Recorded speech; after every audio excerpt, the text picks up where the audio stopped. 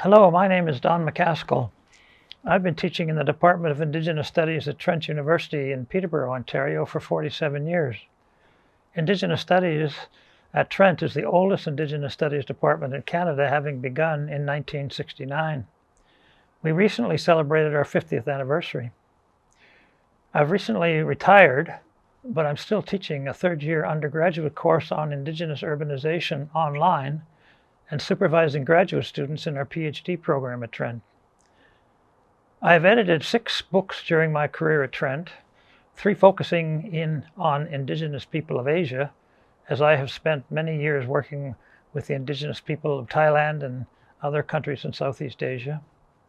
2 of my books have been on Indigenous education in Canada, and one, entitled In the Words of the Elders, reports on interviews we did with Indigenous elders from various First Nations across Canada.